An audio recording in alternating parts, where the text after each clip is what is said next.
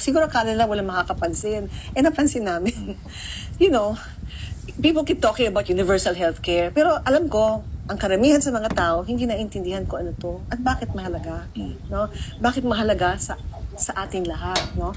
And, sinasabi, kalusugan, pangkalahatan, etc. etc. No? Kung talagang seryoso ang gobyerno, pwede tayo magkaroon ng healthcare like Thailand. Which is the most important, ang pinakamahalaga sa universal healthcare ay hindi yung gagastusin sa ospital. Although tutustusin din yon. Ang pinakamahalaga ay yung hindi ka magkakasakit sa punto na kakailanganin mo ang ospital. It's preventive and promotive. You will prevent it from happening. Kaya, ang hindi natutustusan ng PhilHealth, itong bahagi na to. Alam mo ba, meron tayong konsulta package. Pero ang karamihan sa mga Pilipino, hindi alam na may konsulta package tayo. Ibig sabihin, kunyari ikaw, mag-enroll ka sa konsulta center. Pwedeng health center, pwedeng hospital malapit sa'yo, na gusto mo, na malapit sa inyo. Pwedeng RHU, Rural Health Unit, no? Ibig sabihin, magpapalista, rehistro.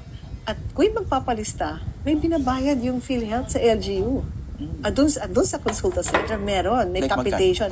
Ngayon, tinaas na nila sa 1,700 per person. Per person, per year. Gamitin mo man o hindi. Okay? Now, sa mga nakikinig, no, tingnan nyo yung website, Consulta Centers. Registered Consulta Centers 2024. Tingnan nyo kung meron doon malapit sa inyo at magpa-rehistro kayo. Meron tayong benepisyo. Based on that, meron libreng check-up. At least once a year, libreng check-up. May sakit man kayo o wala. So walang dahilan na hindi ka makakita ng doktor sa buong buhay mo? Yes. Which was a problem before? Yes, that's why itong UHC mahalaga ito. So, kahit wala kang sakit, gusto mo magpa-check up. Alam mo, dami. CBC, diabetes, x-ray.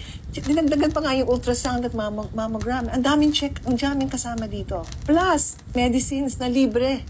Na libre dapat, ibibigay sa'yo. Kaya, I don't know kung naalala mo, before UHC,